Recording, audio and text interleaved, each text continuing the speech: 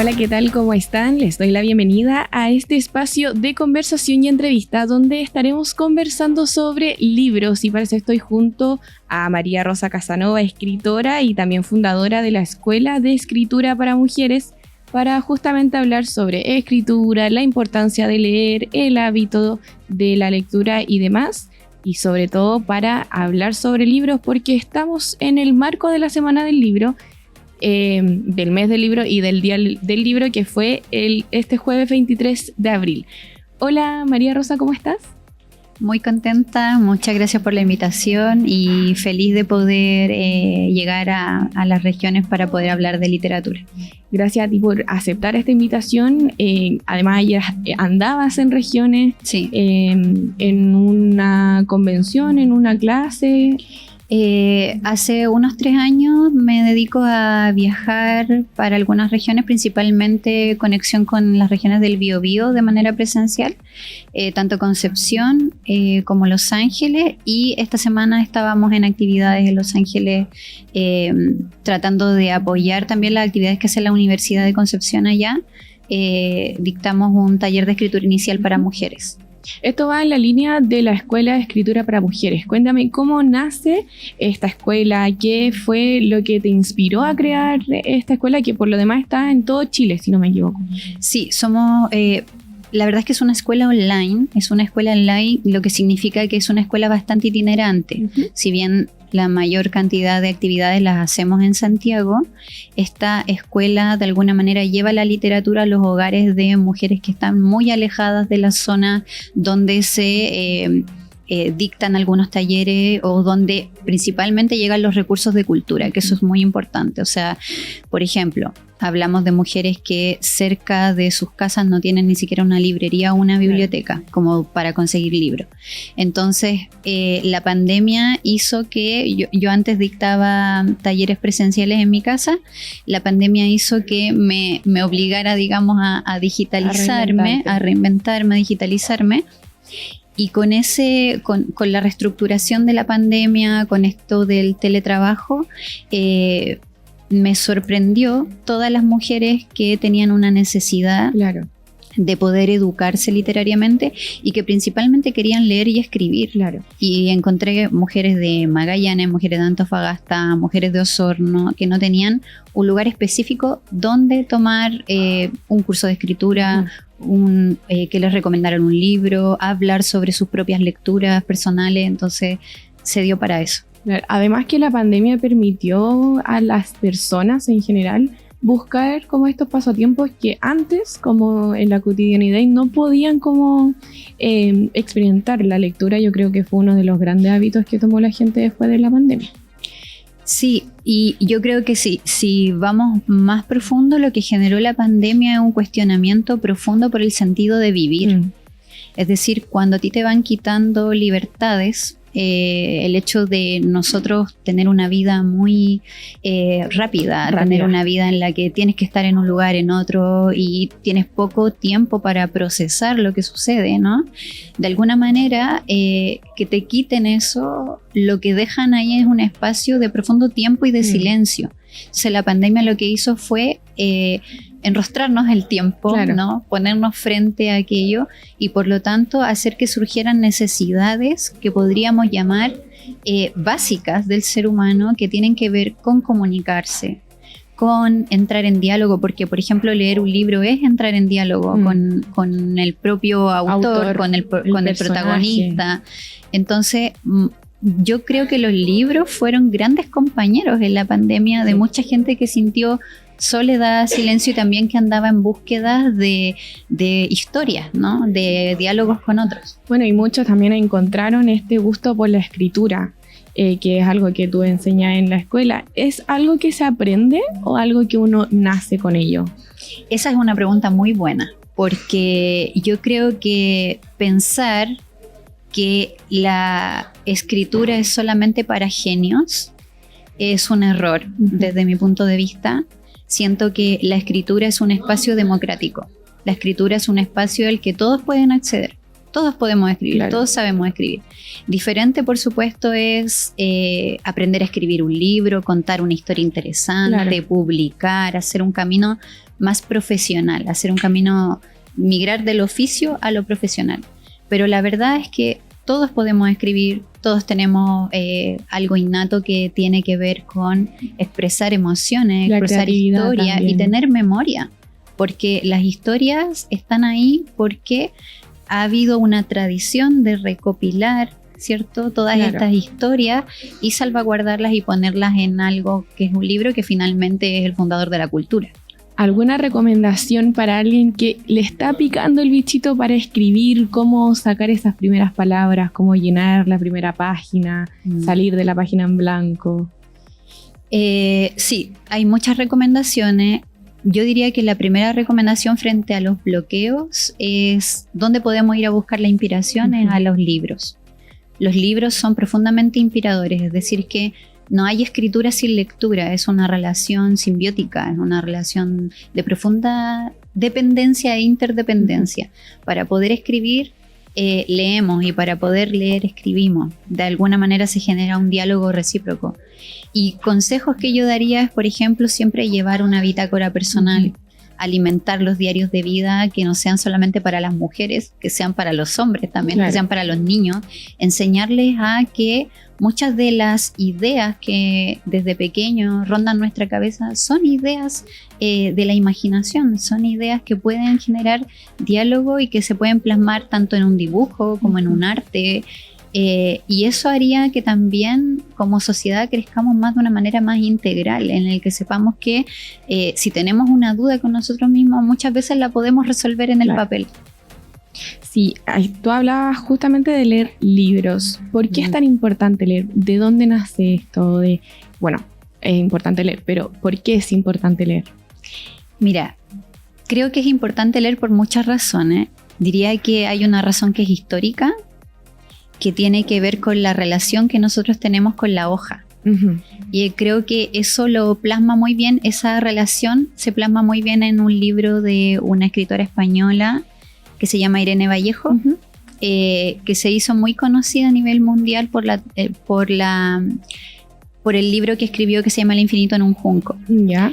Ella ahí va narrando un poco la historia y el mito de dónde nace el papel. Nace del junco, nace de un árbol, etcétera. Se transforma, llega al papiro, cómo el papiro se transforma en el libro, cómo se fundan las grandes bibliotecas.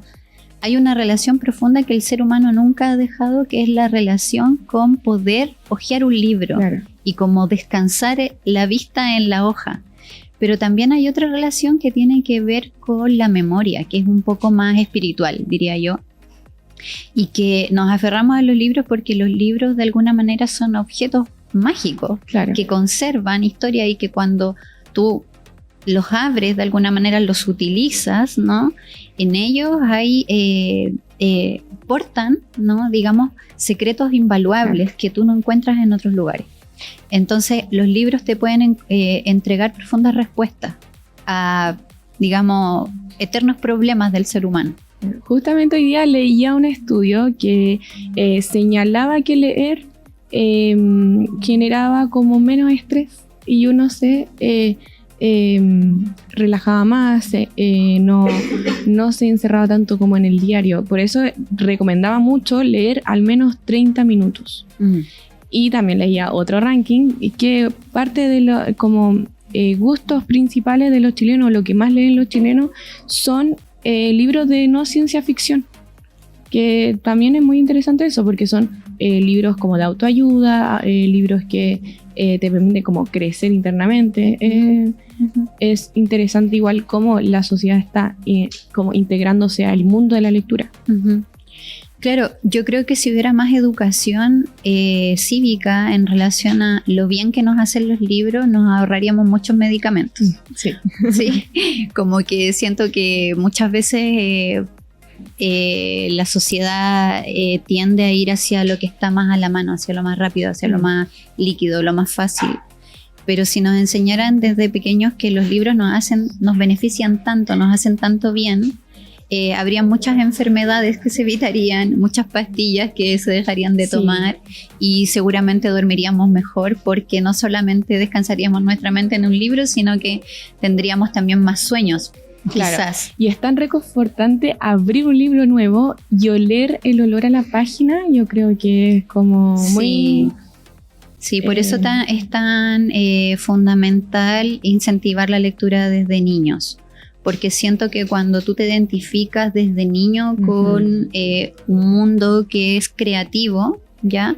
No solamente la lectura, sino todo tipo de arte, pero principalmente la lectura, lo que hace es abrirnos a una gran y muchísimas cantidades de ideas, de experiencia, y por lo tanto también se genera algo que nuestra sociedad carece muchas veces, y que es la empatía y la identificación con todos. Claro, y además que hay tantos libros como personas en el mundo, encuentro yo, que hay libros para cualquier tipo de gusto.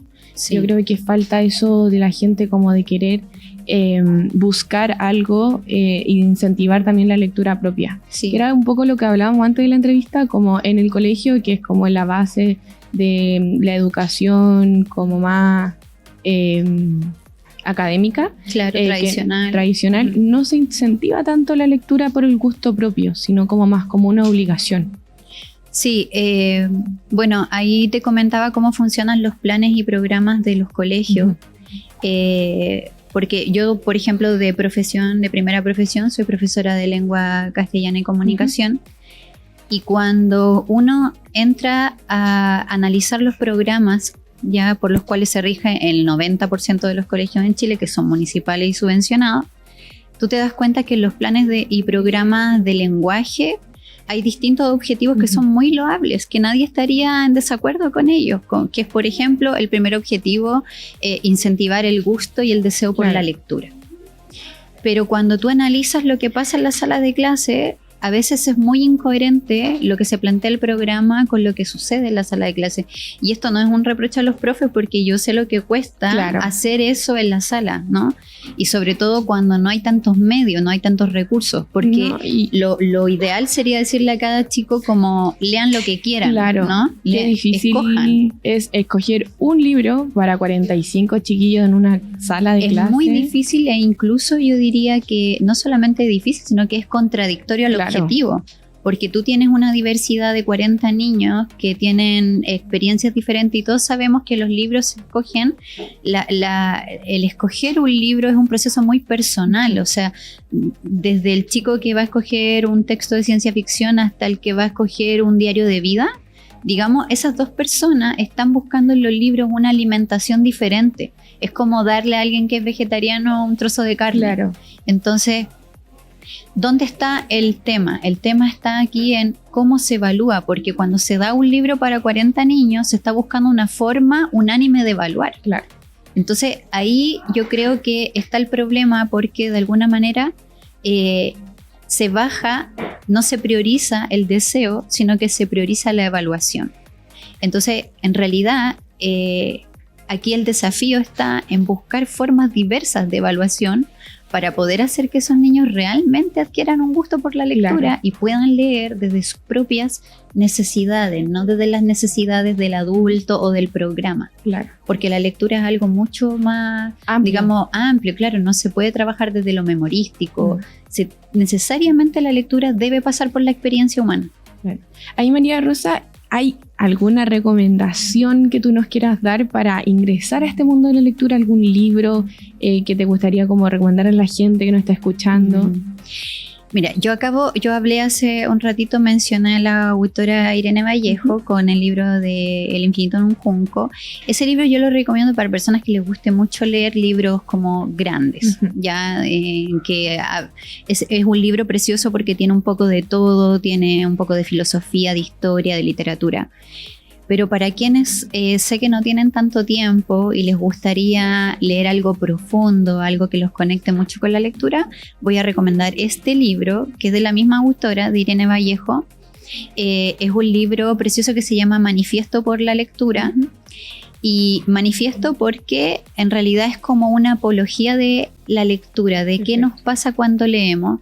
y qué es lo que le pasa a una sociedad también cuando se enamora de los libros. Un poco de lo que hablábamos ahora. Sí, cómo nos puede ayudar desde lo político, cómo nos puede ayudar desde lo ético, y no es menor cuando entendemos que estamos en un tiempo en que el mundo está súper convulsionado, en un tiempo en el que están habiendo guerras, en un tiempo en el que parece que hay una promoción de extremas derechas, ¿no? Es muy importante cómo nosotros facilitamos el acceso al libro para que las personas puedan pensar por sí mismas y hacerse unas ideas e identidad, ¿no? Como siento que desde ahí en los libros encontramos una profunda enseñanza de libertad de pensamiento. Entonces voy a recomendar este libro porque es un libro que promueve mucho el amor por la lectura y el amor por el libre pensamiento. Muchas gracias. ¿Hay alguna otra? Que aquí tenemos muchos libros para recomendar. Bueno, tengo como libros para todos los gustos. Quería mostrar los libros de la escuela también. Estos son libros que los han publicado, lo han escrito mujeres de diferentes regiones. Tenemos el del año pasado. Estos 2 libros los trabajamos con una editorial independiente que se llama Palabra Editorial. Y es una editorial que también se encarga de digamos, dar espacio a diferentes tipos de voces y disidencias.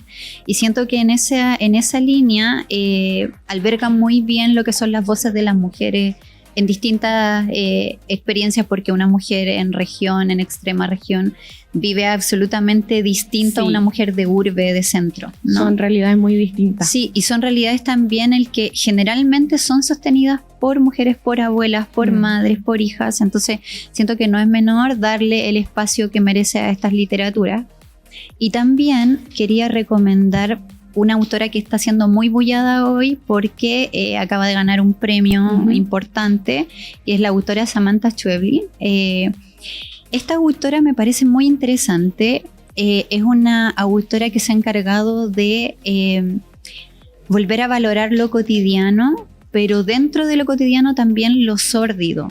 Y siento que es muy creativa porque muchos autores toman lo cotidiano como una herramienta de escritura.